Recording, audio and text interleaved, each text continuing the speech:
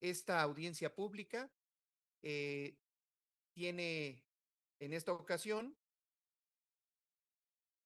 damos la bienvenida a la diputada Beatriz Milón Pérez del estado de Tabasco, al diputado Humberto Aldana Navarro del estado de Quintana Roo y al personal profesional de la CONAGUA que vienen en representación de las autoridades del agua para tomar nota y recibir el conjunto de propuestas que se van a exponer. Está la licenciada Kate Aurora Gómez, aquí presente, y José Luis Paz, de este lado. La dinámica de estas audiencias públicas es, primeramente, un tiempo de 5 minutos para exponer. Previamente, todas las y los compañeros que han deseado participar.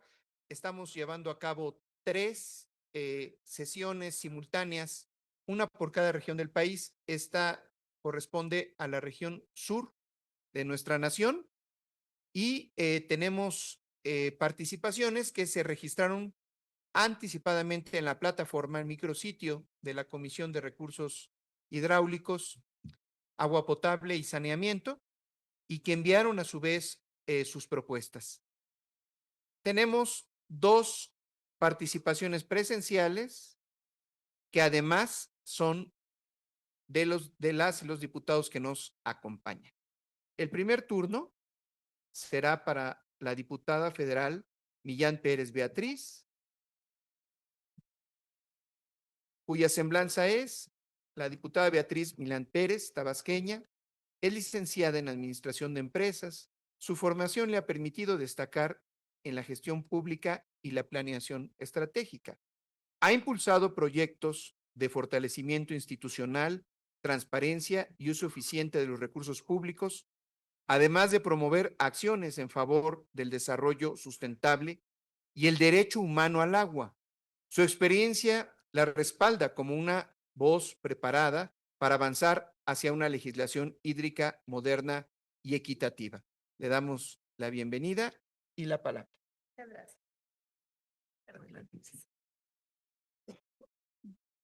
Muy buenas tardes, tenga esta honorable mesa de trabajo, compañeras y compañeros legisladores, invitadas e invitados que hoy nos acompañan.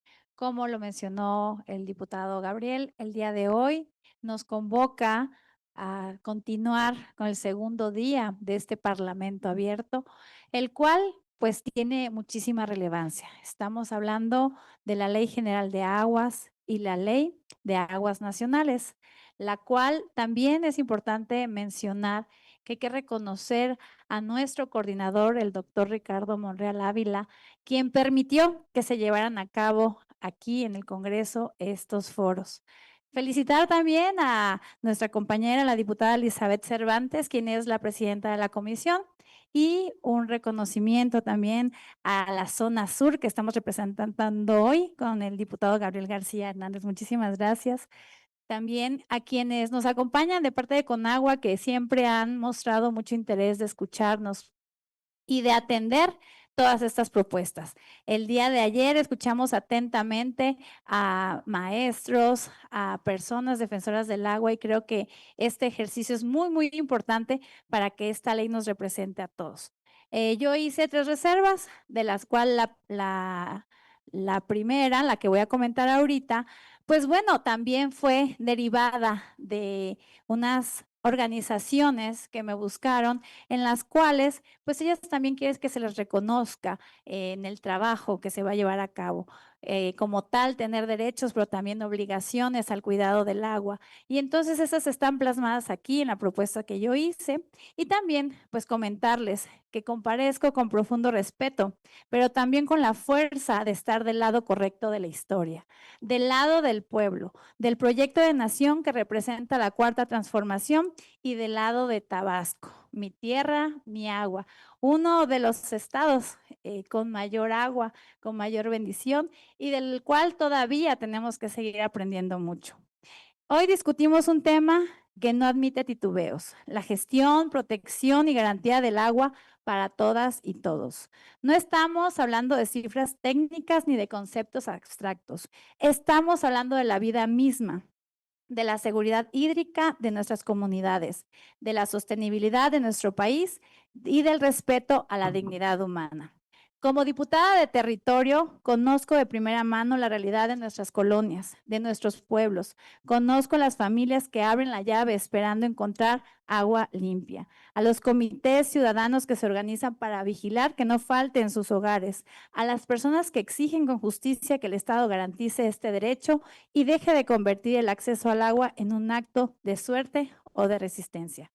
Por ello, estoy comprometida con este movimiento de transformación. Lo digo sin rodeos. No podemos seguir ignorando a quienes han cargado sobre sus hombros la gestión del agua sobre décadas. Con ello me refiero a las comunidades rurales, a los ejidos, a los pueblos indígenas, que sin reflectores ni recursos suficientes han logrado lo que a veces las instituciones no nos han alcanzado, y que es que el agua llegue, que se cuide y que el agua se respete. Por eso, el día de hoy consideramos que la ley vigente no está cubriendo las necesidades de la sociedad y celebramos que la cuarta transformación busca que las leyes sirvan al pueblo y no al revés. Con esto vamos a corregir esta deuda histórica. Planteamos el reconocimiento formal de los sistemas comunitarios y de las organizaciones sociales del agua, un reconocimiento real, explícito y plenamente operativo dentro del marco de la Ley de Aguas Nacionales, no como invitados temporales, no como actores nacionales, no como invitados temporales, sino como pilares esenciales de la estructura hídrica de este país, tal y como lo han sido siempre en la práctica. Este reconocimiento no es una concesión de justicia, es para que quienes lo administren, vigilen y protejan el agua todos los días lo continúen haciendo. Y es justicia para quienes han demostrado que la organización comunitaria es más fuerte que cualquier institución. Y mi compromiso con la cuarta transformación me impulsa a esta visión, porque la cuarta transformación nació para saldar deudas, para escuchar a quienes nunca habían sido escuchados y para poner al pueblo en el centro de las decisiones públicas. Y desde luego, también mi compromiso con el pueblo de Tabasco. Aquí aprovecho a hacer también un atento llamado a poner atención al deterioro de las costas, sobre todo a la de mi municipio, Paraíso, y en especial hago un llamado urgente y aquí también les hago la solicitud a los compañeros de Conagua de que nos apoyen con la barra de Dos Bocas, la cual está sufriendo también esas afectaciones. Aunque me desvío un poco del tema, pero es importante decirlo y cuidar de nuestros recursos hidráulicos. Y por todo lo antes explicado, les agradezco mucho. Es cuanto. Muchas gracias, diputada. Y pues aquí la dinámica es que vamos a procesar. Aquí están las dos propuestas, Sí. muy específicas, muy elaboradas. Se llevan copia Muchas gracias. de Conagua, pero también nosotros vamos a hacer el procesamiento antes del dictamen y le estaremos dando cuenta a usted y a todos los participantes, ponentes, sobre el impacto que va a tener en la discusión las propuestas que se están llevando a cabo. Agradezco, diputado. Gracias. Ahora es el turno de nuestro compañero, el diputado federal Luis Humberto Aldana Navarro.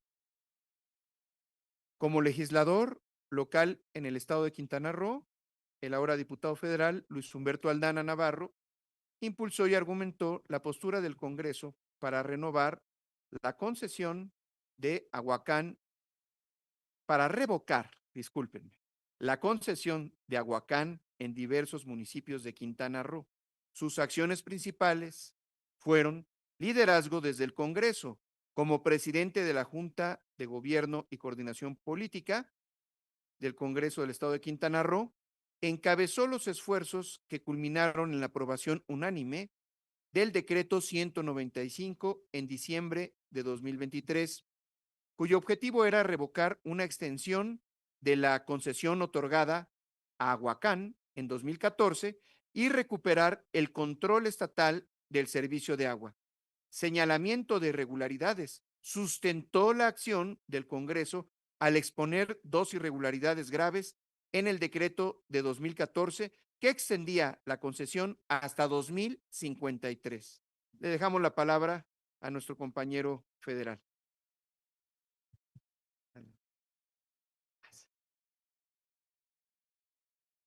Muchas gracias, compañero diputado Gabriel García. Diputadas, diputados, autoridades de Conagua, invitados especiales, un gusto estar aquí con ustedes.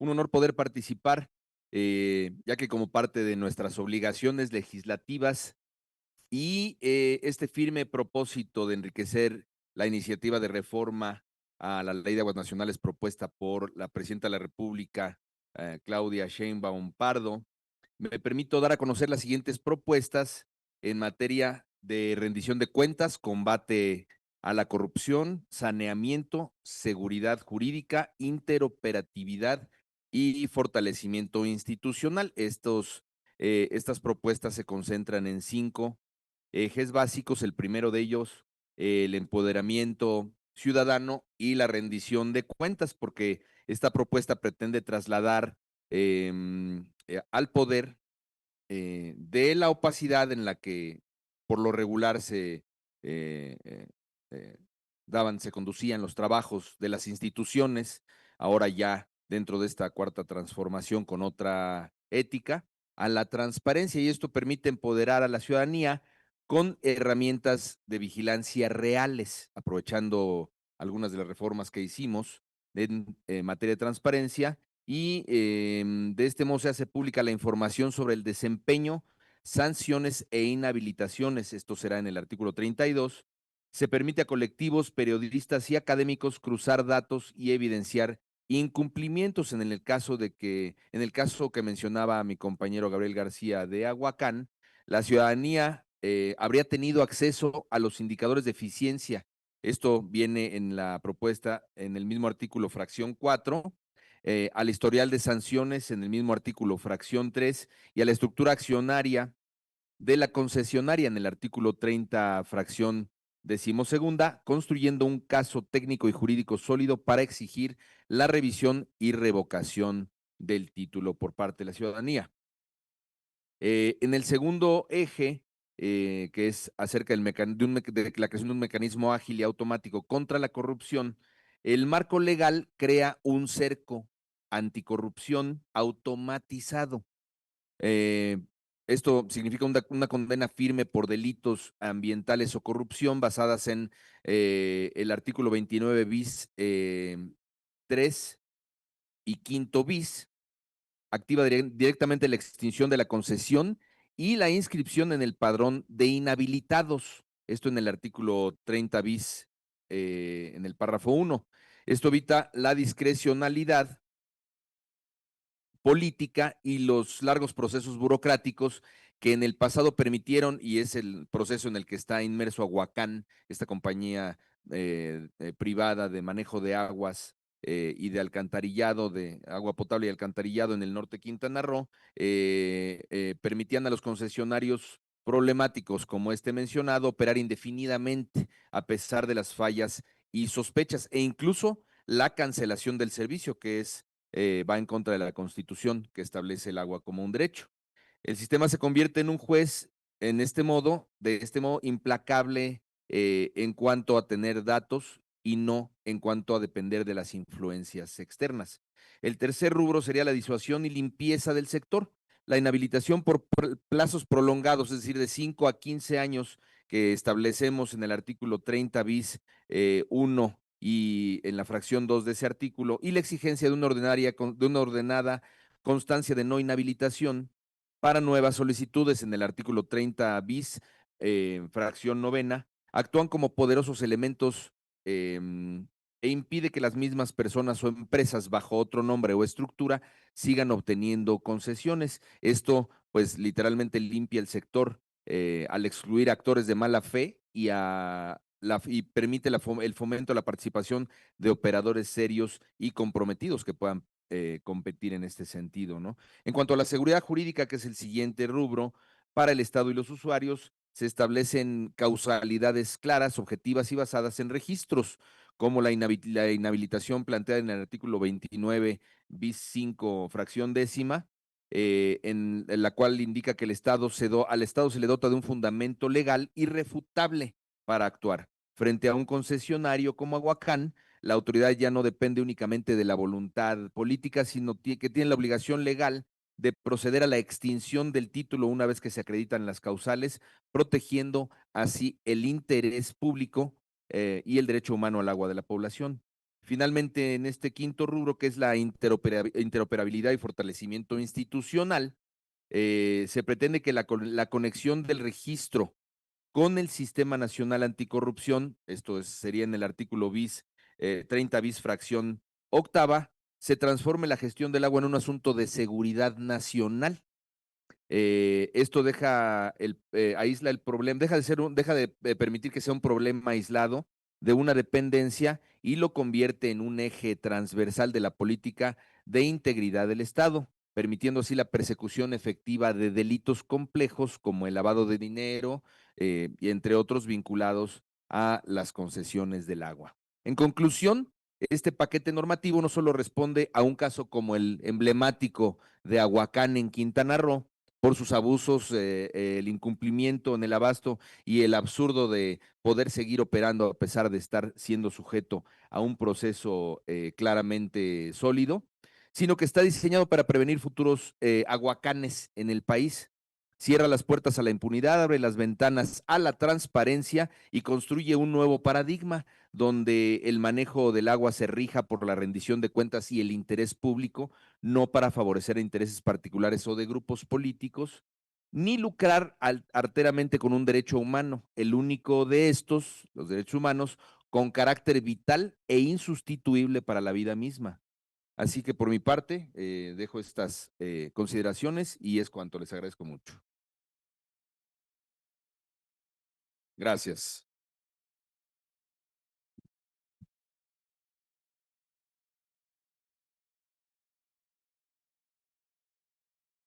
Gracias. Y les voy a pedir que, como estamos, ahorita que terminó la diputada, no le dimos un aplauso y es unas extraordinarias propuestas. Aquí. Así es. Muchas gracias. Bueno, pues son las dos participaciones que tenemos de manera presencial. Vamos a iniciar con todas las personas que ya están conectadas. El primer turno corresponde a Rodrigo Alejandro Yáñez Salazar. ¿Ya está conectado? ¿Sí está? Sí, ok, muchas gracias. Voy a dar su semblanza antes de darle la palabra. Es investigador titular A de tiempo completo del Centro Peninsular en Humanidades y Ciencias Sociales de la Universidad Nacional Autónoma de México, doctor y maestro en Ciencias Antropológicas por la Universidad Autónoma Metropolitana, Unidad Iztapalapa, licenciado en Antropología Social por la Universidad Autónoma de Yucatán y miembro del Sistema Nacional de Investigadoras e Investigadores. Entre sus publicaciones se encuentra el libro de la Reforma Multicultural a los Megaproyectos, los Derechos Humanos del Pueblo Maya de Yucatán, los informes, los impactos de la granja porcícola en Santa María en los derechos humanos de la comunidad Santa María Chi, Yucatán, 2024, agua amenazada, informe sobre la grave contaminación del anillo de cenotes Yucatán. Actualmente es responsable de los proyectos de investigación La defensa de los cenotes, violencia lenta y el derecho al agua en Yucatán. Representaciones de los territorios kársticos de Yucatán, un estudio interdisciplinario para su protección. Ha sido profesor en las maestrías en estudios políticos y sociales y gobierno y asuntos públicos de la UNAM y de ciencias antropológicas de la UADY, y en las licenciaturas en desarrollo y gestión interculturales de la UNAM y antropología social. Desde el 2024 es coeditor de la revista Península. Le damos la palabra al doctor. Buenas tardes a todas y todos. Muchísimas gracias por la oportunidad. En primer lugar, pues celebro que se estén llevando a cabo estas audiencias, ¿no? Que realmente se dedique el tiempo para detener una iniciativa que presenta varios problemas y que la Presidenta de la República y que también el Congreso haya reconocido que es necesario discutir más, me parece un muy buen precedente para otras iniciativas, ¿no? Que no pasen de fast track, como se suele decir. Y también, pero al mismo tiempo, urge este tema. No sabemos que es una deuda ya de más de 13 años, ¿no? De emitir una ley general de aguas que hay que señalarlo muy claramente, no solo cumplir con una ley, sino que se debe de garantizar las condiciones para hacer efectivo el derecho humano al agua. Entonces, no es cualquier ley, es una ley que realmente haga efectivo esto. Y dicho esto, no podemos estar en el escenario en el cual con una mano se legisle para reconocer un derecho y con otra mano se legisle para mantener ciertas condiciones que nos han llevado a la situación crítica en la que estamos. ¿No? Es muy importante que, digamos, la principal demanda de muchas organizaciones, colectivos, comunidades, especialistas es una sola ley, la Ley General de Aguas, una ley que haga efectivo el derecho humano al agua y saneamiento. Esa es la principal demanda. Sabemos que no es un escenario fácil y que muy probablemente se mantenga también la ley de aguas nacionales. Entonces, en este escenario B, el mantener también la ley de aguas nacionales, es fundamental hacer reformas que no se vuelvan incompatibles con la Ley General de Aguas. Y muy brevemente, es también urgente que esta ley incorpore de manera importante los derechos de los pueblos indígenas y afromexicanos, que se vaya en sintonía con lo que este mismo Congreso ha estado haciendo con respecto a la reforma al artículo 2 y con la Ley General de Derechos de Pueblos Indígenas. Es decir, tienen que ser leyes compatibles y en armonía. Y para ellos, y considerando que alrededor del 20%, más del 20% del país se define como indígena, y que las comunidades y pueblos originarios y también comunidades afromexicanas pues juegan un papel muy importante, no, sin ser románticos, ¿no? Pero un papel muy importante también en la relación que se tiene con el agua, ¿no? Pensando en comunidades mayas, relaciones de reciprocidad, relaciones de cuidado, ¿no? De, por ejemplo, pedir permiso antes de tomar agua de un cenote, o el culto a la lluvia también, porque se sabe que hay una interconexión entre lo que cae del cielo, el agua que cae del cielo, y que se filtra al subsuelo y que también es el agua del que dependemos, es decir, se parte de una relación con todo un ciclo del agua. Yo solo quisiera retomar aquí las propuestas que desde la Coordinadora Nacional Agua para Todos, Agua para la Vida y las Contralorías Autónomas del Agua en México han planteado ciertos ajustes mínimos para la ley. Y muy puntualmente en los artículos 40, 41, 42 y 43 de la Ley General de Aguas, se debe de reconocer para el artículo 40 a los sistemas comunitarios como sujetos colectivos de derecho público. Y esto va en sintonía o en armonía con la reforma en materia de derechos indígenas, con la facultad de manejar su infraestructura propia, la cual será inembargable e inalienable, y deberán recibir su dotación de agua por parte del Estado a través de asignación. También los sistemas comunitarios de agua, a diferencia de la propuesta en el artículo 41, que dice que solo podrán prestar servicios de agua y saneamiento para uso personal y doméstico sin fines de lucro, habría que agregar también que no solo podrán, sino que podrán prestar estos servicios y también para los usuarios que tengan comercios locales, comercios más sustentables, ¿no? Pensamos en el escenario de Yucatán de varios proyectos ecoturísticos o proyectos de bajo impacto en comparación con otras grandes industrias, ¿no? Es decir, no tendríamos por qué ahí poner candados. Hay que los sistemas comunitarios también puedan ser una fuente para este tipo de actividades comunitarias. En el artículo 43 habría que señalar que la presente ley, o sea, la Ley General de Aguas, reconoce el derecho de los pueblos y comunidades indígenas y afromexicanas sobre las aguas de los territorios que habitan. Y esto va igual en armonía con el Convenio 169 de la OIT, con la Declaración de Naciones Unidas sobre los Derechos de los Pueblos Indígenas, y también el de las comunidades no indígenas, sobre todo rurales, campesinas, afromexicanas, ¿no? O comunidades equiparables, que de manera autogestiva operen sus propios sistemas comunitarios de agua y saneamiento. Bueno, yo lo dejaré hasta aquí porque sé que colegas también estarán retomando varias propuestas que se han hecho a nivel nacional, y solo cierro diciendo que es fundamental darle una mayor presencia a los pueblos indígenas y afromexicanos en este paquete de leyes, como lo ha hecho, por ejemplo, la Iniciativa Ciudadana de Ley General de Aguas, que los pueblos indígenas tienen un lugar protagónico en esta ley. Pues muchas gracias. Gracias, doctor. Hemos recibido las propuestas concretas y forman parte de la discusión a partir de este momento y contribución a la discusión que tendremos próximamente aquí en el Congreso. Muchas gracias. Ahora es el turno de Omar Ramírez Rivera. Él es periodista y comunicador en Cántara Azul AC, especializado en medio ambiente y derechos humanos. Le dejamos la palabra, Omar.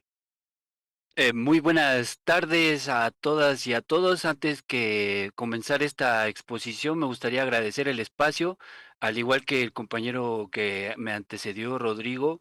Creo que esta oportunidad es fundamental y es importante para hacer de este proyecto de ley una instancia mayormente participativa y bajo ese contexto también, sin ánimo de redundar y de repetir, dar contexto respecto a los 13 años de omisión legislativa que nos llevan hasta el día de hoy a discutir este proyecto de ley general de aguas, que nos parece un avance, y hablo en plural porque soy parte de una organización y de varias alianzas en las cuales hemos conversado y hemos reflexionado acerca de este tema, y dentro de las principales ideas que hemos rescatado es la necesidad del reconocimiento a la gestión comunitaria del agua, a los sistemas comunitarios de agua.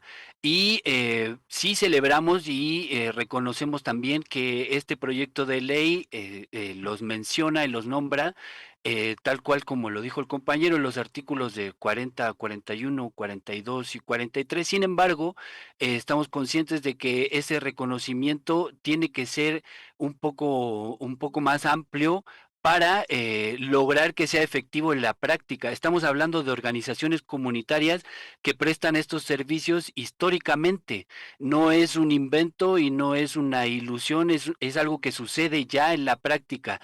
Y me gustaría dar aquí un dato de contexto. El año pasado, 2024, estuvo a punto de aprobarse una reforma constitucional al artículo 115, que es el que entrega las facultades y la prestación del servicio de agua potable y saneamiento a los municipios. En esta reforma se incluía el reconocimiento a la gestión comunitaria del agua en esta prestación social del servicio de agua y saneamiento. No se logró esta iniciativa, no se logró esta reforma constitucional que hubiese sido un gran avance para todas estas organizaciones. Sin embargo, nos encontramos hoy discutiendo la posibilidad de que este reconocimiento sea efectivo nuevamente a partir de esta Ley General de Aguas. Eh, Hace poco estuvimos en conversaciones y en una reflexión que me parece llamativa, porque nos pedían el número de organizaciones comunitarias que prestan este servicio y a cuánta gente es en la realidad en la que se ven beneficiadas de este servicio. Y la verdad es que esta falta de reconocimiento histórica incluso nos lleva a la imposibilidad de determinar un número. Solo son estimativos. Se estima que son más de 60 o 70 mil organizaciones comunitarias que prestan este servicio a alrededor o incluso más de 20 millones de personas, pero lo digo en estos términos porque es imposible llegar a ese número concreto si no existe este reconocimiento real. Y destaco también que desde en estos 13 años de omisión legislativa se han presentado varias iniciativas de ley que intentan generar esta Ley General de Aguas y que no han sido ni siquiera discutidas en el Congreso. muchas de los argumentos para no haber discutido y aprobado estos proyectos, estas iniciativas, es que presentan problemas de inconstitucionalidad o que pueden generar algún conflicto con otros aspectos de la legislación mexicana. Sin embargo, son proyectos de ley que incluyen un capítulo específico dedicado a los sistemas comunitarios de agua. Nos parece fundamental que esto se retome y creemos que es sumamente importante que en la discusión de este proyecto realmente se llegue a un reconocimiento que en la práctica fortalezca y ayude a estas organizaciones a la prestación de este servicio. Entonces, dentro de las propuestas y sugerencias de artículos que presentamos en colectivo, están ahí en los documentos que fueron anexados y principalmente tienen que ver con una definición clara de estas organizaciones como prestadores comunitarios del servicio, reconocerlas como en su personalidad jurídica conforme a sus formas organizativas, establecer mecanismos de asignación de recursos que consideren la realidad de cada territorio y también integrarlos a sistemas de planeación y gobernanza hídrica de manera efectiva para así alcanzar este reconocimiento en la práctica. Son millones de personas las que se ven beneficiadas con estas organizaciones y no podemos desconocer que es un trabajo histórico que se ha realizado en el país y que al día de hoy existe una gran oportunidad de que queden reconocidas en la ley general. Sin duda queda mucho camino, pero estamos atentas y a disposición para seguir trabajando en mejorar estos proyectos y lograr que el reconocimiento a los sistemas comunitarios de agua y saneamiento sea efectivo en la práctica. Muchas gracias por este espacio y la participación, y es todo lo que yo tengo que aportar. Muy bien, muchas gracias. Ahora sí vamos a darle un aplauso desde aquí a los dos que también nos falló. Ahora es el turno de Cuauhtémoc Jacobo Femat, de la Contraloría Autónoma del Agua de Yucatán, Agua para Todos, Agua para la Vida.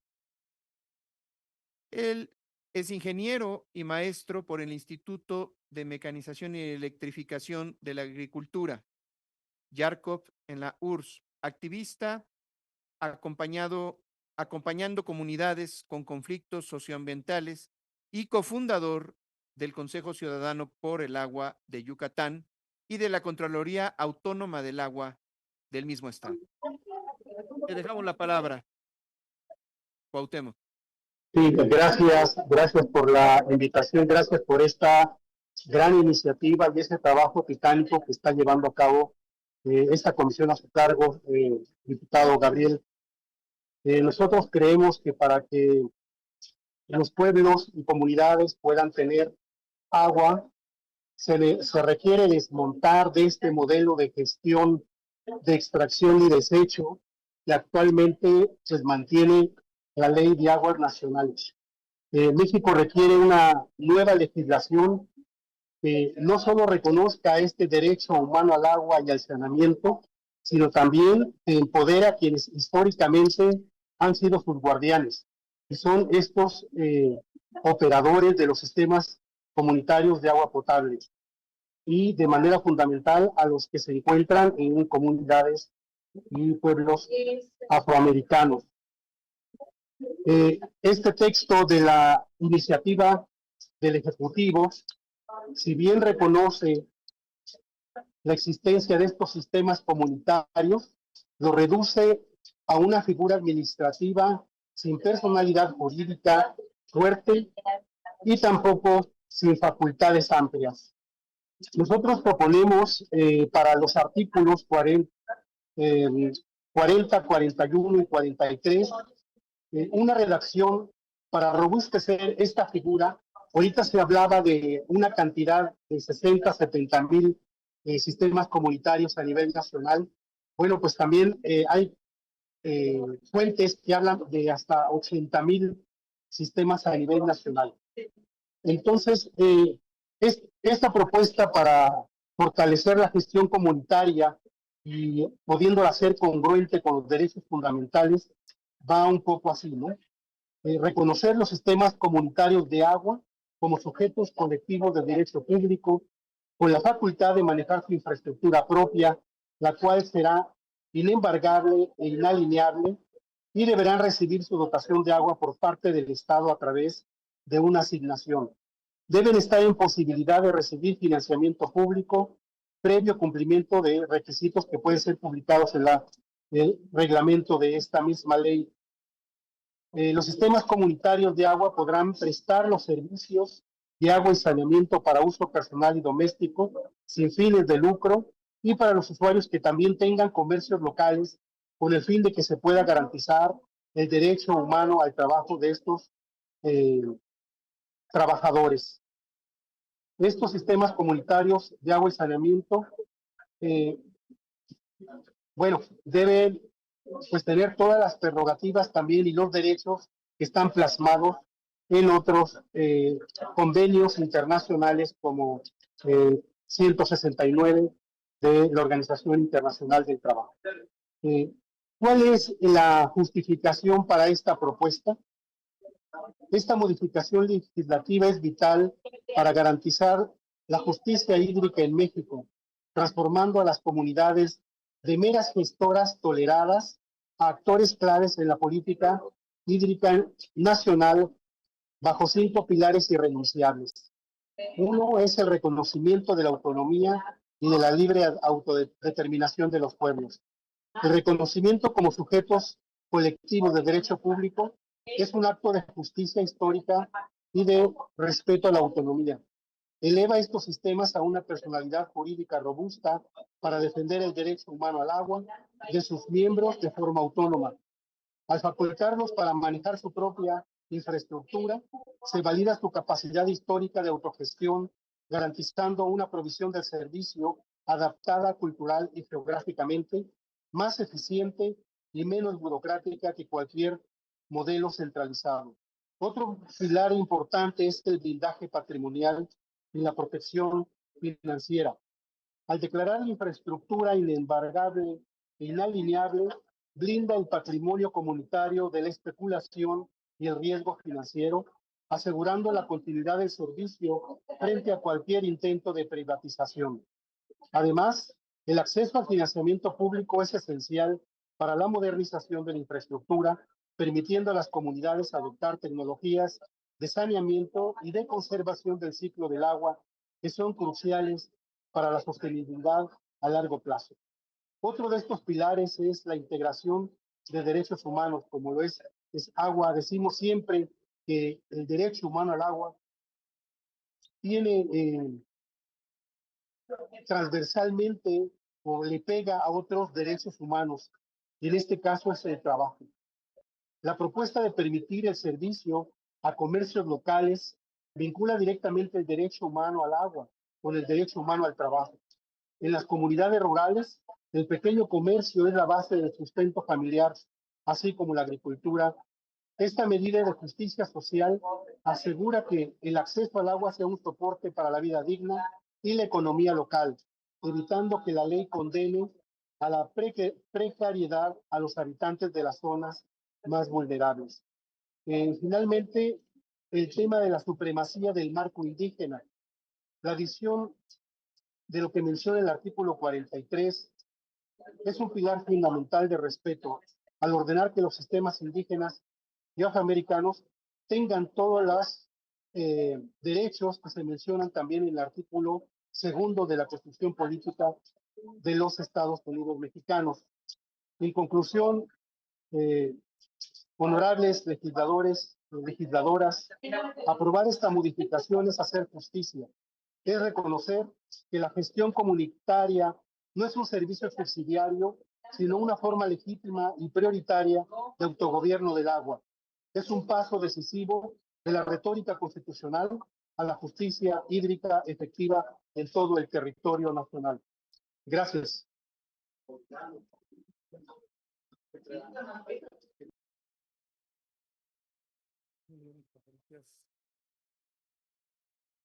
Gracias, Cuauhtémoc. Ahora es el turno de la doctora Ana Sofía Lázaro Salazar, del estado de Yucatán, psicóloga, maestra y doctora en ciencias en ecología humana, especialidad en educación y cultura del agua, fortalecimiento de la gobernanza hídrica a través de la participación ciudadana, miembro del Consejo Ciudadano por el Agua de Yucatán y la Contraloría Autónoma del Agua del mismo estado. Le dejamos la palabra, doctora. Muchas gracias. Y bueno, agradezco el espacio y sobre todo en que es esta zona sur las últimas reservas de agua que hay en el país, ¿no? Entonces pareciera que tenemos agua inacabable, ¿no? De hecho, yo escucho en muchísimas ocasiones decir que los estados que tienen más agua son Tabasco, Chiapas, etcétera, ¿no? Eso sin contemplar el agua subterránea. Sin embargo, siempre se les olvida mencionar que es donde la población siempre tiene menos acceso y disponibilidad al agua, ¿no? Lo cual no deja de ser una ironía porque si es donde está, hay mayor disponibilidad naturalmente porque la gente no tiene agua. Y en el caso de Yucatán, la situación es mucho más grave porque dependemos de un acuífero subterráneo del cual sacamos agua y que en los últimos años ha experimentado un deceso del 60% en la capacidad de agua, ¿no? Lo cual, pues, invita a actuar con urgencia. Y yo creo que esto es como un momento histórico en el que la crisis del agua ya es imposible de maquillar. O sea, desde hace años hemos experimentado problemas en el acceso, la disponibilidad, la calidad. Sin embargo, ahora es algo que ya nos rebasó, ¿no? Hay muchísimos estados donde ya las ciudades no tienen acceso a agua. Incluso en Yucatán, dentro de las zonas de reserva hidrológica, hay comunidades mayas donde la gente le llega el agua 2 veces a la semana, ¿no? Entonces, esto es algo importante porque nos invita a reflexionar sobre el papel de nosotros los ciudadanos, pero sobre todo también de los legisladores para garantizar estos derechos. Y en este caso yo me voy a abocar especialmente al papel de los consejos de cuenca de la Conagua, que son en el papel de los pocos espacios ciudadanos en la que podemos nosotros participar en dicha gestión hídrica, ¿no? Sin embargo, hay varias razones estructurales, políticas y operativas por las cuales no han logrado consolidarse como esos espacios, ¿no? La primera, yo diría que es la naturaleza consultiva y no vinculante. En realidad, sus acuerdos no son obligatorios ni para Conagua, ni para gobiernos estatales, ni municipales, y funcionan principalmente como espacios de consulta y no de toma de decisiones, por lo que la incidencia es mucho menor de lo que debería, ¿no? Y la Conagua sigue manteniendo el dominio gubernamental de estos espacios, es decir, tiene el control operativo, define las agendas y normalmente tienen una visión mucho más ingenieril que desplazada hacia la gobernanza participativa, ¿no? Por lo tanto, pues tampoco es un lugar donde uno pueda incidir realmente, ¿no? También hay una representación desigual y está capturado por actores con mayor poder, es decir, hay mayor influencia de los grandes usuarios representados por la industria, por la agroindustria o por los usuarios agrícolas, y la sociedad civil o las comunidades originarias tienen muy poco espacio de participación, o sea, realmente es más bien simbólico. También hay una falta de recursos, hay una falta de continuidad debido al presupuesto limitado, a la falta de personal, la capacitación y sobre todo a que pues cada determinado tiempo hay un cambio pues, de elementos, ¿no? Y de personal que hace que esta continuidad no pueda darse.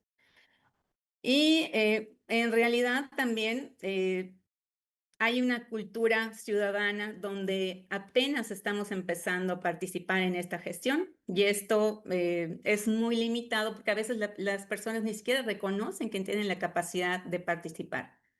Y yo que he tenido la ventaja de estar en muchísimas asambleas comunitarias, en muchísimas asambleas ciudadanas de gestión hídrica, a mí me llama muchísimo la atención cómo la gente actúa cuando ya no tiene agua o cuando el problema ya los rebasó. Entonces se ven pues impulsados a actuar porque ya es una cuestión pues de seguridad incluso, ¿no? Entonces, en este sentido, pues es evidente que la limitación de los consejos de cuenca pues deriva precisamente de esas restricciones estructurales en las que todavía no se ha logrado quitar la centralización y sigue habiendo esta visión de que el agua solo pueden manejarla el gobierno, cuando realmente pues todos usamos agua. Y si bien, aunque todos lo usemos, tenemos diferentes responsabilidades, sí podemos incidir de alguna manera en esta gestión. Y quisiera que me den el permiso nada más de compartir un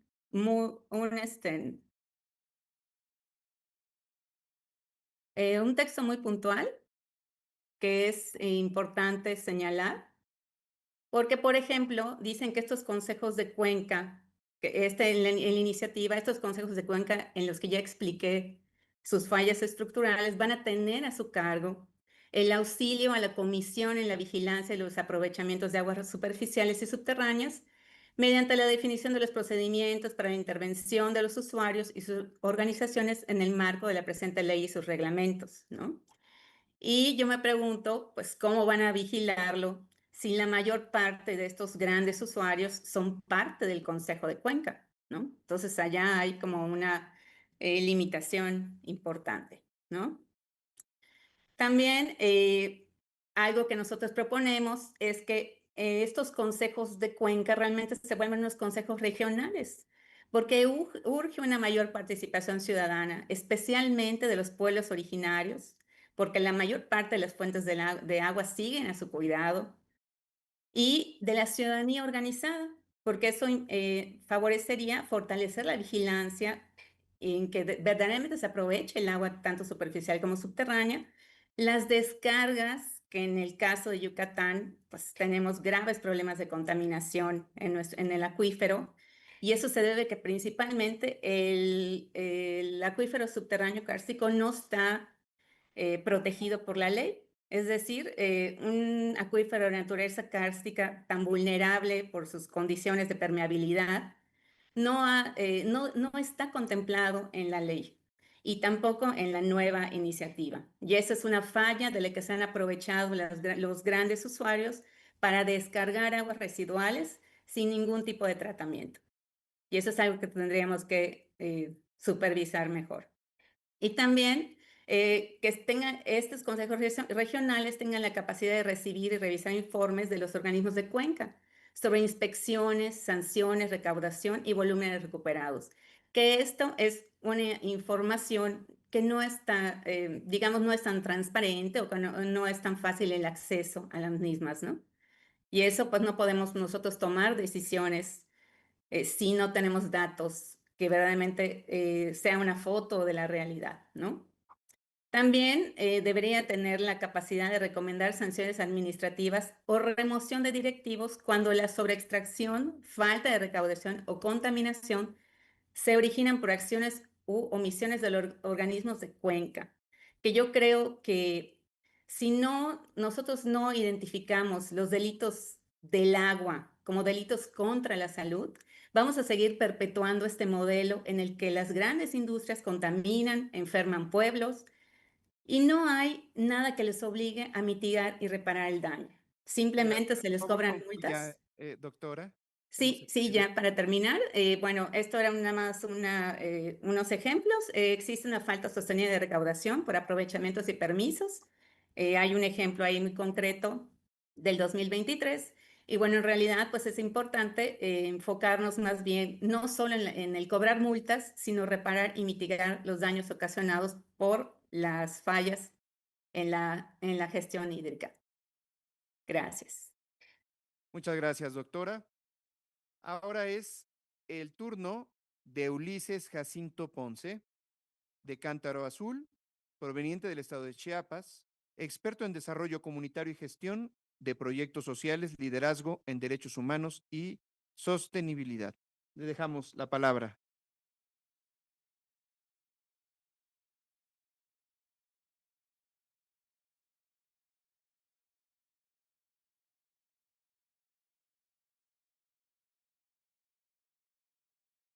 ¿No se escucha? ¿Puede activar su micrófono, por favor?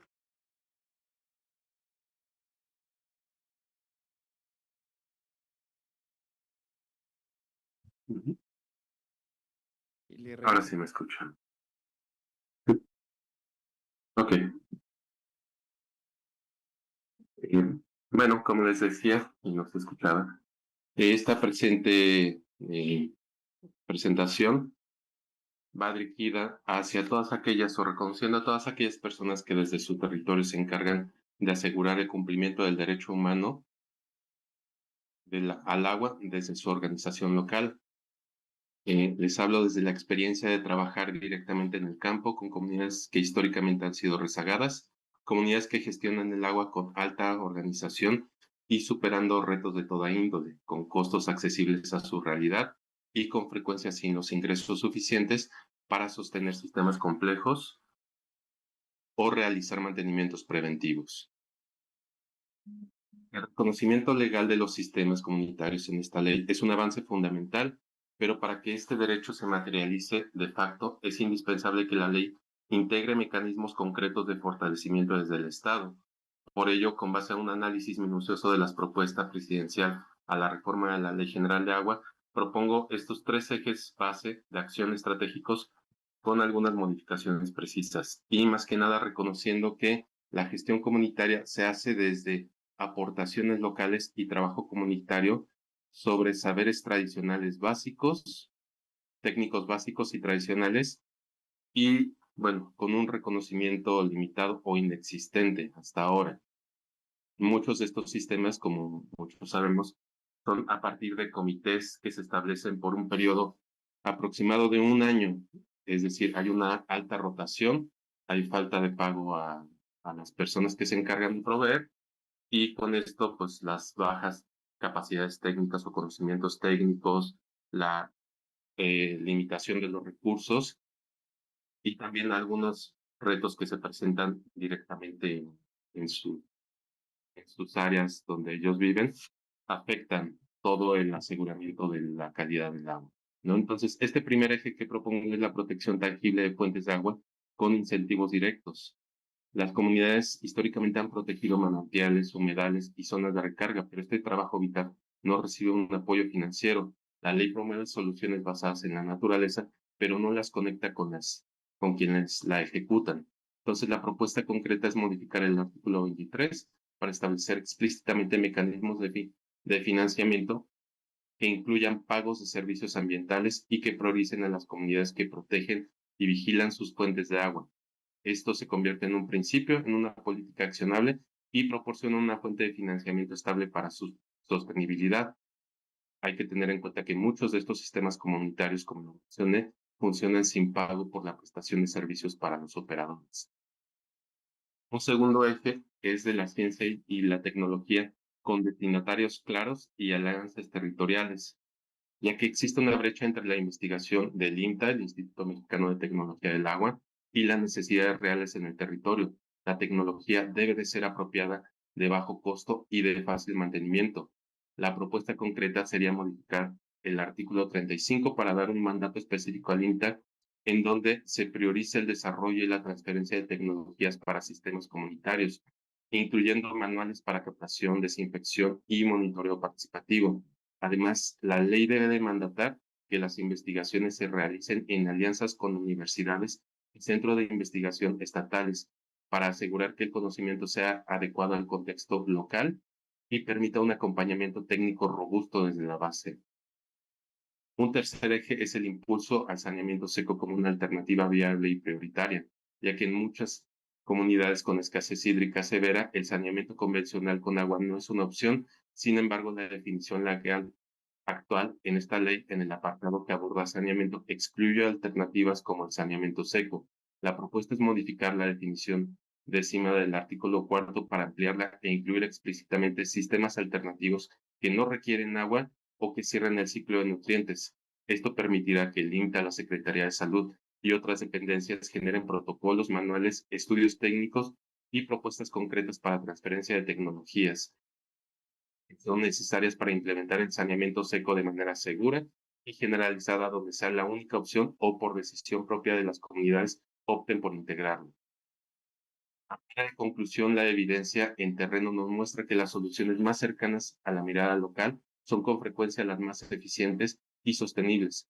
Para lograrlo necesitamos una política hídrica que fortalezca las capacidades de los actores locales y asegure que el conocimiento, la tecnología y los recursos fluyan de manera articulada desde los consejos de cuenca, pasando por gobiernos estatales y municipales, hasta llegar a localidades y sus sistemas comunitarios, garantizando así que cada nivel de gobernanza hídrica contribuya al fortalecimiento del eslabón más importante, que es la gestión local del agua.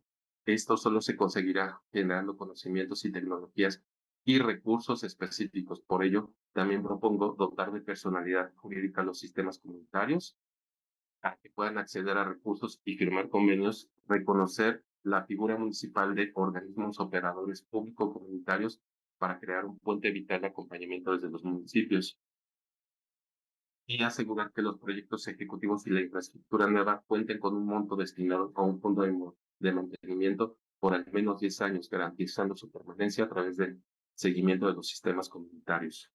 Invertir en esta arquitectura de gobernanza local es invertir en la sostenibilidad del agua en México y para cerrar la brecha de desigualdad que aún persiste. Agradezco su atención y confío que estas propuestas basadas en la realidad del territorio sean consideradas para enriquecer el dictamen final de esta crucial ley. Complementando la propuesta central, incluyo en esta presentación, que la enviaré, anexos en las diapositivas adicionales a la iniciativa de ley. Estas modificaciones han sido diseñadas para armonizar y potenciar las propuestas previamente presentadas.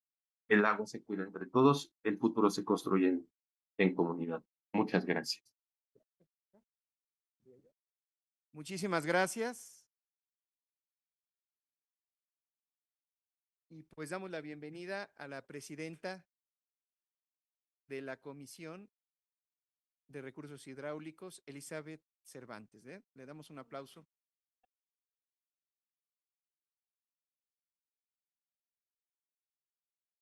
Gracias. Gracias.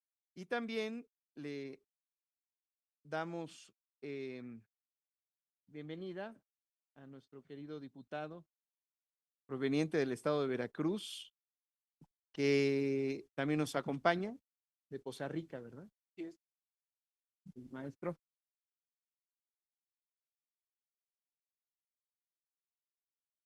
Pues bueno, sería el turno del doctor Adrián Villegas Jiménez. ¿Está conectado? Sí, buenas Le tardes. dejamos la palabra. Nada más voy a mencionar muy rápido la semblanza. Claro. Emprendedor e investigador mexicano, obtuvo su licenciatura en Oceanología con especialidad en Química Marina en la Universidad Autónoma de Baja California. Estudió una maestría en Ciencias del Agua en el Instituto Nacional Rancher Scientific en Quebec, Canadá, y tiene doctorado en Geoquímica Ambiental de la parte de la Universidad McGill. Posteriormente, realizó trabajo postdoctoral, tiene investigaciones que han sido publicadas en revistas arbitradas e indexadas, especializándose principalmente en temas de geoquímica acuática. Auxilio a la Comisión en la vigilancia de los aprovechamientos de aguas superficiales y subterráneas, mediante la definición de los procedimientos para la intervención de los usuarios y sus organizaciones en el marco de la presente ley y sus reglamentos, ¿no? Y yo me pregunto, pues, ¿cómo van a vigilarlo si la mayor parte de estos grandes usuarios son parte del Consejo de Cuenca, ¿no? Entonces, allá hay como una limitación importante, ¿no? También algo que nosotros proponemos es que estos consejos de cuenca realmente se vuelven unos consejos regionales, porque urge una mayor participación ciudadana, especialmente de los pueblos originarios, porque la mayor parte de las fuentes de agua siguen a su cuidado, y de la ciudadanía organizada, porque eso favorecería fortalecer la vigilancia en que verdaderamente se aproveche el agua tanto superficial como subterránea. Las descargas, que en el caso de Yucatán, pues tenemos graves problemas de contaminación en el acuífero, y eso se debe que principalmente el acuífero subterráneo kárstico no está protegido por la ley. Es decir, un acuífero de naturaleza kárstica tan vulnerable por sus condiciones de permeabilidad no está contemplado en la ley. y tampoco en la nueva iniciativa. Y esa es una falla de la que se han aprovechado los grandes usuarios para descargar aguas residuales sin ningún tipo de tratamiento. Y eso es algo que tendríamos que supervisar mejor. Y también que estos consejos regionales tengan la capacidad de recibir y revisar informes de los organismos de cuenca sobre inspecciones, sanciones, recaudación y volúmenes recuperados. Que esto es una información que no está, digamos, no es tan transparente o que no es tan fácil el acceso a las mismas, ¿no?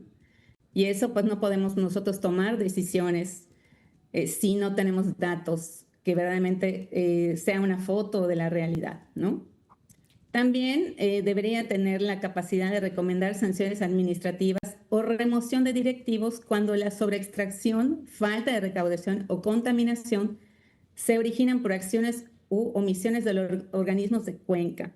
Que yo creo que si nosotros no identificamos los delitos del agua como delitos contra la salud, vamos a seguir perpetuando este modelo en el que las grandes industrias contaminan, enferman pueblos y no hay nada que les obligue a mitigar y reparar el daño. Gracias. Simplemente por favor, se les cobran concluya, multas. Doctora. Hemos Sí, excedido sí, el ya tiempo. para terminar, bueno, esto era Tiene un nada más momento. unos ejemplos. Existe una falta sostenida de recaudación por aprovechamientos y permisos. Hay un ejemplo ahí muy concreto del 2023. Y bueno, en realidad, pues es importante enfocarnos más bien no solo en el cobrar multas, sino reparar y mitigar los daños ocasionados por las fallas en la gestión hídrica. Gracias. Muchas gracias, doctora. Ahora es el turno de Ulises Jacinto Ponce, de Cántaro Azul, proveniente del estado de Chiapas, experto en desarrollo comunitario y gestión de proyectos sociales, liderazgo en derechos humanos y sostenibilidad. Le dejamos la palabra.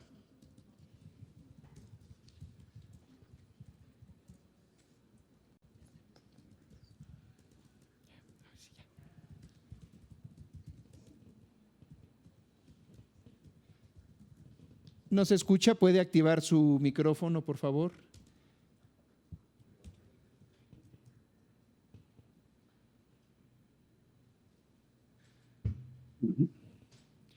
Y le reiniciamos. Ahora sí me escuchan. Ok. Bueno, como les decía, y no se escuchaba, esta presente presentación va dirigida hacia todas aquellas o reconociendo a todas aquellas personas que desde su territorio se encargan de asegurar el cumplimiento del derecho humano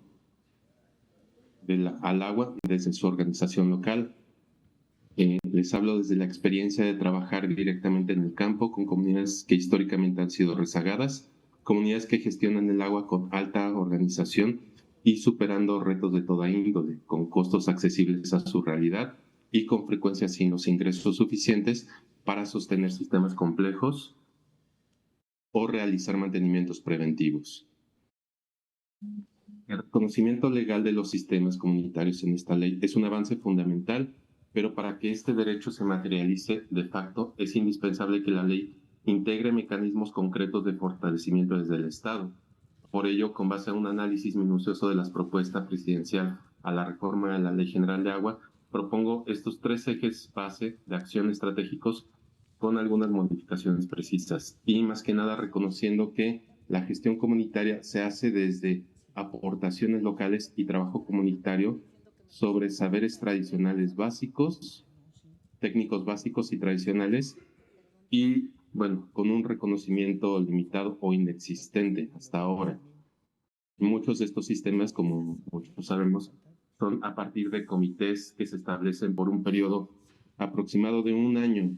Es decir, hay una alta rotación, hay falta de pago a las personas que se encargan de proveer y con esto, pues las bajas capacidades técnicas o conocimientos técnicos, la limitación de los recursos y también algunos retos que se presentan directamente en sus áreas donde ellos viven, afectan todo el aseguramiento de la calidad del agua, ¿no? Entonces, este primer eje que propongo es la protección tangible de fuentes de agua con incentivos directos. Las comunidades históricamente han protegido manantiales, humedales y zonas de recarga, pero este trabajo vital no recibe un apoyo financiero. La ley promueve soluciones basadas en la naturaleza, pero no las conecta con quienes la ejecutan. Entonces, la propuesta concreta es modificar el artículo 23 para establecer explícitamente mecanismos de financiamiento que incluyan pagos de servicios ambientales y que prioricen a las comunidades que protegen y vigilan sus fuentes de agua. Esto se convierte en un principio, en una política accionable y proporciona una fuente de financiamiento estable para su sostenibilidad. Hay que tener en cuenta que muchos de estos sistemas comunitarios, como lo mencioné, funcionan sin pago por la prestación de servicios para los operadores. Un segundo eje es de la ciencia y la tecnología con destinatarios claros y alianzas territoriales, ya que existe una brecha entre la investigación del INTA, el Instituto Mexicano de Tecnología del Agua, y las necesidades reales en el territorio. La tecnología debe de ser apropiada, de bajo costo y de fácil mantenimiento. La propuesta concreta sería modificar el artículo 35 para dar un mandato específico al INTA en donde se prioriza el desarrollo y la transferencia de tecnologías para sistemas comunitarios, incluyendo manuales para captación, desinfección y monitoreo participativo. Además, la ley debe de mandatar que las investigaciones se realicen en alianzas con universidades y centros de investigación estatales para asegurar que el conocimiento sea adecuado al contexto local y permita un acompañamiento técnico robusto desde la base. Un tercer eje es el impulso al saneamiento seco como una alternativa viable y prioritaria, ya que en muchas comunidades con escasez hídrica severa, el saneamiento convencional con agua no es una opción. Sin embargo, la definición legal actual en esta ley, en el apartado que aborda saneamiento, excluye alternativas como el saneamiento seco. La propuesta es modificar la definición 10ª del artículo 4 para ampliarla e incluir explícitamente sistemas alternativos que no requieren agua o que cierran el ciclo de nutrientes. Esto permitirá que el INTA, la Secretaría de Salud y otras dependencias generen protocolos, manuales, estudios técnicos y propuestas concretas para transferencia de tecnologías que son necesarias para implementar el saneamiento seco de manera segura y generalizada, donde sea la única opción o por decisión propia de las comunidades opten por integrarlo. A manera de conclusión, la evidencia en terreno nos muestra que las soluciones más cercanas a la mirada local son con frecuencia las más eficientes y sostenibles. Para lograrlo necesitamos una política hídrica que fortalezca las capacidades de los actores locales y asegure que el conocimiento, la tecnología y los recursos fluyan de manera articulada desde los consejos de cuenca, pasando por gobiernos estatales y municipales hasta llegar a localidades y sus sistemas comunitarios, garantizando así que cada nivel de gobernanza hídrica contribuya al fortalecimiento del eslabón más importante, que es la gestión local del agua. Esto solo se conseguirá generando conocimientos y tecnologías y recursos específicos. Por ello, también propongo dotar de personalidad jurídica a los sistemas comunitarios para que puedan acceder a recursos y firmar convenios, reconocer la figura municipal de organismos operadores público-comunitarios para crear un puente vital de acompañamiento desde los municipios y asegurar que los proyectos ejecutivos y la infraestructura nueva cuenten con un monto destinado a un fondo de mantenimiento por al menos 10 años, garantizando su permanencia a través del seguimiento de los sistemas comunitarios. Invertir en esta arquitectura de gobernanza local es invertir en la sostenibilidad del agua en México y para cerrar la brecha de desigualdad que aún persiste. Agradezco su atención y confío que estas propuestas basadas en la realidad del territorio sean consideradas para enriquecer el dictamen final de esta crucial ley. Complementando la propuesta central, incluyo en esta presentación, que la enviaré, anexos en las diapositivas adicionales a la iniciativa de ley. Estas modificaciones han sido diseñadas para armonizar y potenciar las propuestas previamente presentadas. El agua se cuida entre todos, el futuro se construye en comunidad. Muchas gracias. Muchísimas gracias. Y pues damos la bienvenida a la presidenta de la Comisión de Recursos Hidráulicos, Elizabeth Cervantes. Le damos un aplauso.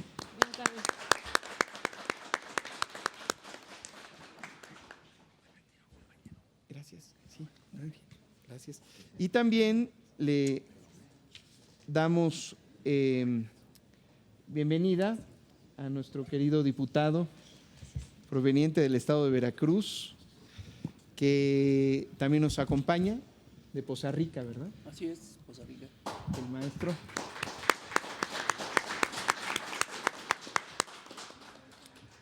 Pues bueno, sería el turno del doctor Adrián Villegas Jiménez. ¿Está conectado?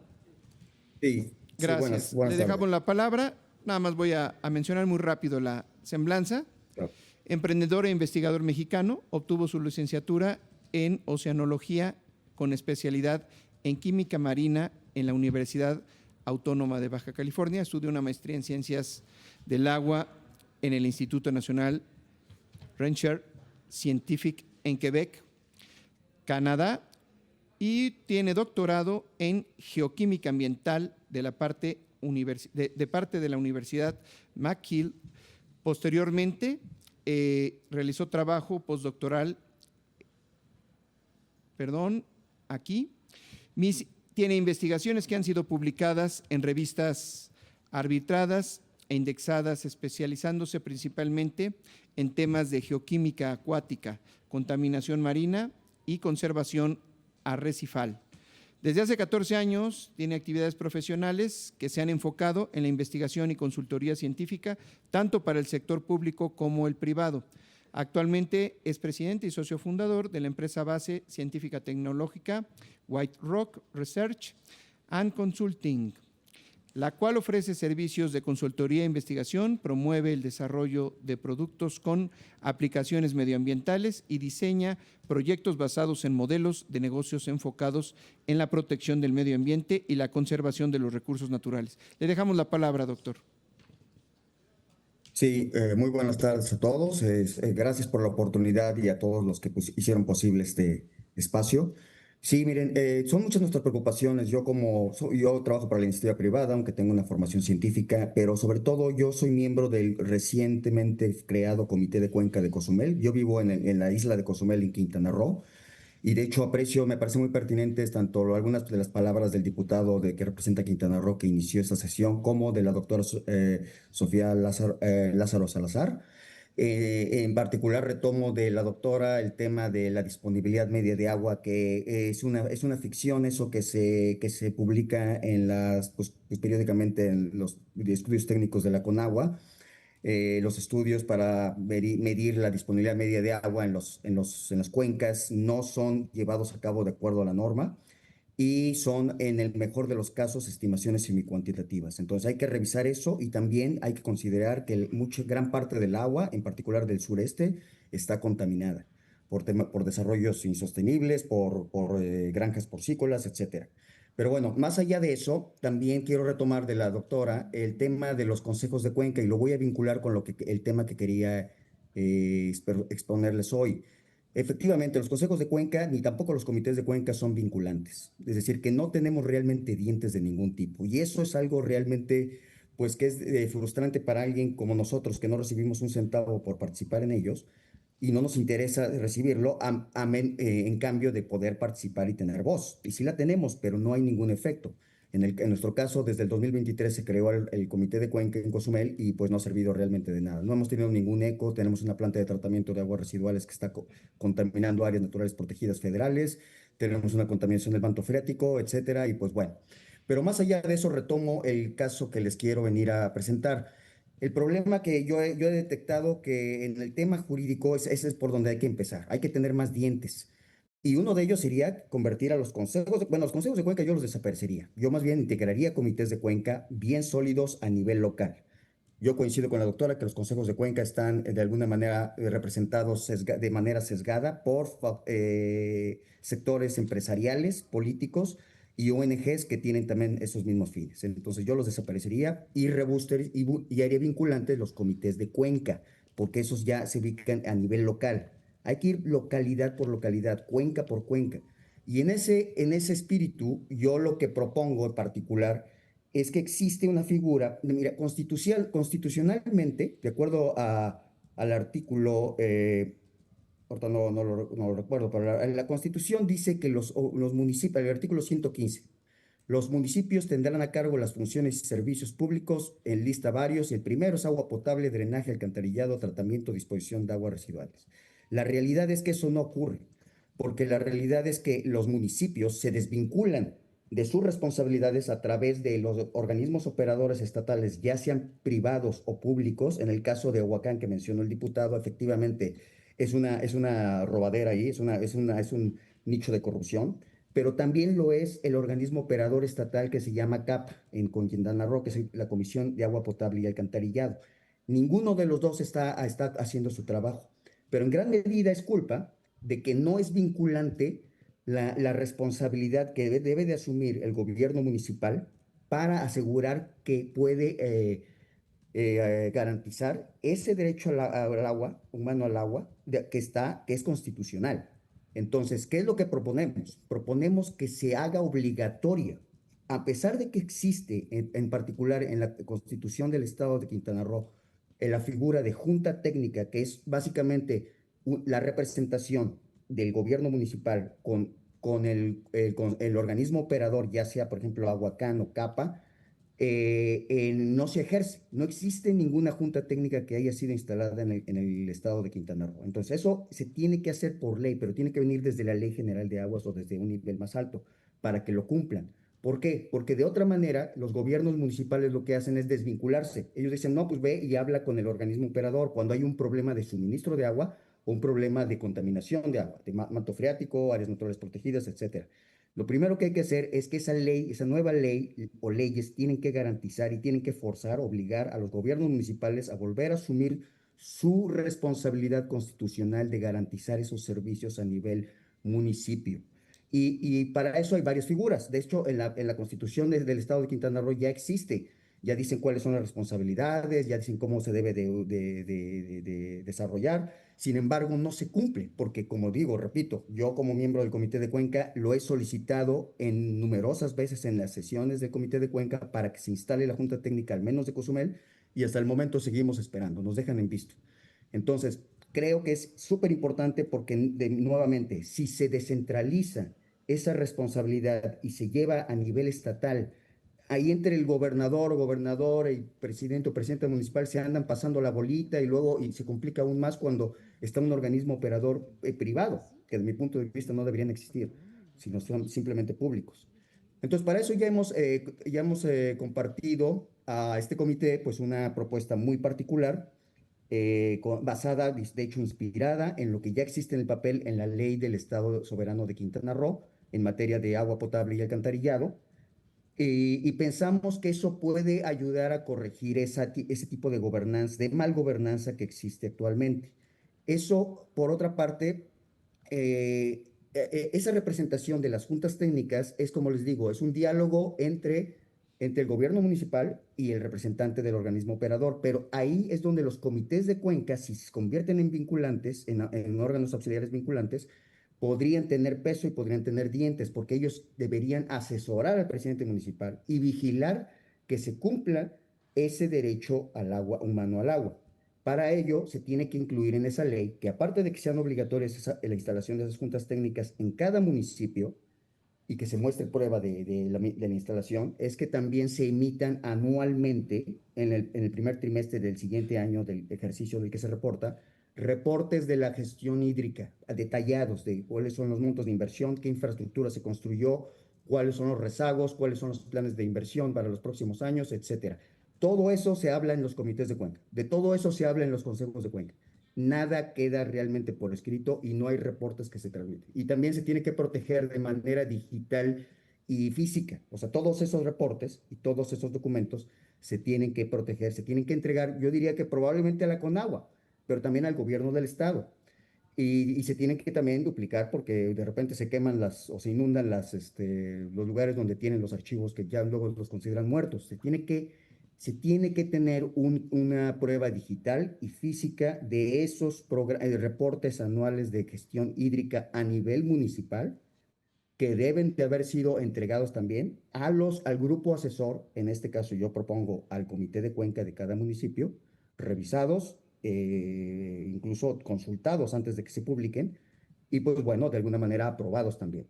De esa manera yo pienso que entre muchos otros problemas, creo que sí, efectivamente es uno de los pasos que yo veo que desde el nivel local se puede ayudar a mejorar esa gestión hídrica del municipio, sobre todo en términos de pues, inversiones, programática, y sobre todo enfocado, por supuesto, al respeto al derecho humano al agua. Para finalizar, nada más les quiero decir que yo también soy miembro, soy asesor de un grupo ciudadano que se llama el Observatorio Ciudadano del Agua de Cozumel, que me gustaría compartirles, si me permiten compartir rápidamente una pantalla. En pantalla nada más hay un corto documental que publicaron hace poco relativamente, este observatorio. Sí, hay que procurar Está en concluir, Facebook. doctor, porque hemos excedido Sí. el tiempo, pero adelante, vamos a dar. Nada más si me permites momentito. compartir Adelante. déjame ver y ya con eso finalizo.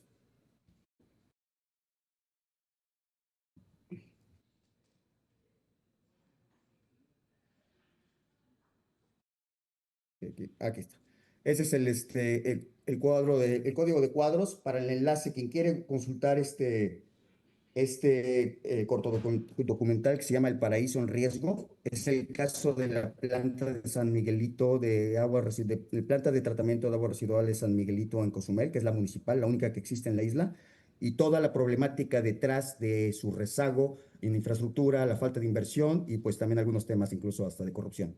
Entonces está el código de cuadros si los quieren visitar, si no también pueden visitar directamente la página del Observatorio Ciudadano del Agua de Cozumel en Facebook. Y ahí viene como uno de sus productos que han publicado. Y con esto yo pues agradezco nuevamente a la audiencia y por supuesto a los organizadores de este foro. Gracias. Muchísimas gracias. Recordar que esta transmisión está en vivo en el canal del Congreso. Hoy correspondió a esta región, la región sur, y va a quedar también en todas las redes sociales del Congreso y en los micrositios de la Comisión para que puedan consultar toda la información que aquí se está exponiendo. Bueno, pues hemos llegado a la penúltima exposición. Es el turno de Margarita Gutiérrez Vizcaíno, Fundación Avina, proveniente del estado de Chiapas. Es ingeniera ambiental con maestría en gestión integral de cuencas hidrográficas por el CATIE, Costa Rica. Cuenta con una trayectoria de más de 15 años impulsando procesos de gestión comunitaria del agua, desarrollo territorial sustentable e incidencia en políticas públicas. Ha liderado iniciativas en organizaciones como Fundación Cántaro Azul y Fundación Avina, articulando proyectos con enfoque participativo, sistémico y de derechos humanos. Su trabajo se ha desarrollado en México y Centroamérica, donde ha facilitado espacios de formación, diálogo y construcción colectiva, con un compromiso con la transformación social y el cuidado del agua. Actualmente forma parte del equipo de Fundación Avina, donde coordina la Alianza Aguas Comunes, integrada por 12 organizaciones que acompañan la gestión comunitaria del agua en el sureste de México. Le dejamos la palabra a Margarita. Buenas tardes a todos y todas. Espero que me logren escuchar muy bien. Agradezco mucho este espacio, la oportunidad de que lleguen tantas voces de tantos lugares del país hasta el Congreso. Me parece una maravilla, la verdad. Como bien dijeron en la semblanza, formo parte de una alianza, que somos ahorita más de 20 organizaciones que trabajamos en el sureste de México con la gestión comunitaria del agua. La gestión comunitaria del agua, de la cual ya varios de los que me antecedieron han hablado, es un elemento crucial para nosotros porque ha sido invisibilizada por muchos años, a pesar de que le brinda servicios de agua y saneamiento de manera pública, sin fines de lucro, a más de 20 millones de personas. Estimamos que en México existen más de 70,000 sistemas comunitarios de agua, tanto en zonas rurales como indígenas e incluso urbanas y periurbanas.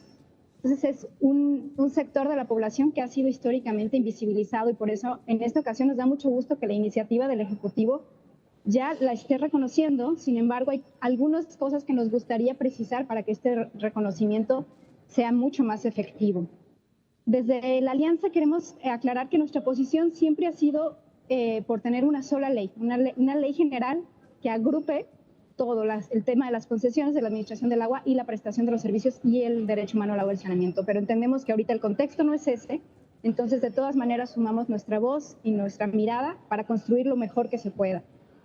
Creemos que hay que reconocer la gestión comunitaria del agua de manera proporcional y contextualizada. Aunque los sistemas comunitarios brindan servicios públicos, no son funcionarios públicos. Entonces, hay que darles los mecanismos y los contextos adecuados a sus capacidades. Como ya también han mencionado otros colegas, creemos que este reconocimiento tiene que pasar por otorgar personalidad jurídica y patrimonio propio a los sistemas comunitarios, esquemas de asignación de recursos públicos flexibles, asistencia técnica adecuada, establecimiento de convenios de coordinación con los 3 niveles de gobierno, sobre todo con el municipal, que es quien tiene la competencia constitucional, incluir a las OCSA, a los comités de sistemas comunitarios de agua, en los espacios de gobernanza con voz y voto, aquellos espacios como los consejos de cuenca que ya tanto han criticado y que sí o sí deberíamos de reformar, y protegerlas contra desplazamientos y criminalización. Además, creemos que los sistemas comunitarios deberían de poder tener derecho a asignaciones de agua, porque están brindando un servicio público.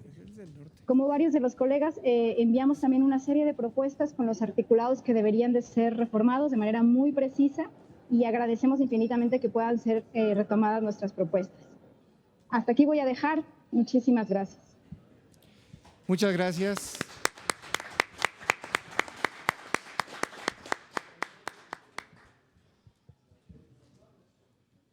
Pues vamos a concluir agradeciendo la participación de todas y todos. Solamente para cerrar y aprovechando que hay una transmisión en vivo en el canal del Congreso, vamos a presentar también como parte de Agua para Todos, Agua para la Vida y las Contralorías Ciudadanas del Agua. Se aprovecha este espacio.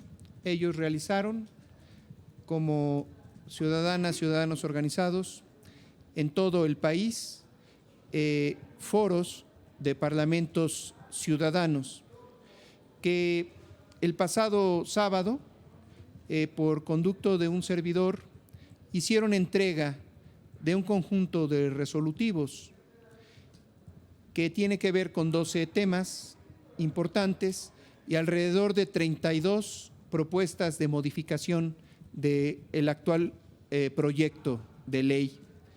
Estas 12 temáticas tienen que ver con recaudación obligatoria de derechos, recuperación de volúmenes no declarados, transparencia en las reasignaciones y condicionamiento al cumplimiento de los programas hídricos, la propuesta de reemplazar los consejos de cuenca con instancias incluyentes, la rendición de cuentas para poner fin a la impunidad, el registro y la priorización de derechos del agua para pueblos indígenas, sistemas comunitarios, núcleos agrarios y pequeños productores, el respeto por los derechos al agua de núcleos agrarios frente al dominio y pleno de los DR, no permitir la privatización de las obras hidráulicas federales, no permitir la privatización de sistemas de agua y saneamiento, integrar condicionantes para descargar a la concesión reparación de daños por contaminación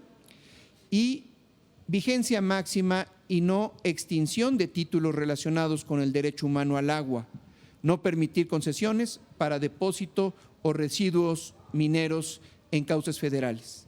Estas 12 temáticas están en un documento que damos recepción y que anteriormente ya había sido entregado, todos estos resolutivos de las distintas asambleas que se llevaron a cabo en todo el país, tanto a la comisión como a las autoridades de Conagua. Se aprovecha este espacio de transmisión en vivo para dar cuenta a todas las personas que se dieron cita en estos encuentros ciudadanos de que se está entregando formalmente como parte de la recepción de propuestas en general en esta audiencia pública y formarán parte de la discusión que mis compañeras y compañeros legisladores llevarán a cabo en la próxima discusión que tenemos en el Congreso. Muchísimas gracias y dejaría el micrófono a que pudiera concluir este importante evento a mi compañera Elizabeth Cervantes, que es la mesa que le corresponde, pero como se es presidenta de la comisión, ha estado itinerante en los 3 grupos de trabajo, agradeciéndole mucho su presencia y toda la oportunidad que nos dio de presentar todos estos resolutivos. Muchas gracias. Pues muy buenas tardes a todas y a todos, un gusto saludarles, agradecerles muchísimo la participación del día de hoy. Vamos en el segundo día, nos faltan todavía 2 días más de audiencias públicas. Para nosotros es muy importante escuchar todas las voces para tener una ley más justa y sobre todo una ley participativa. Agradecerles muchísimo, repito, la participación y seguiremos aquí con las puertas abiertas para seguir escuchándoles. Muchísimas gracias.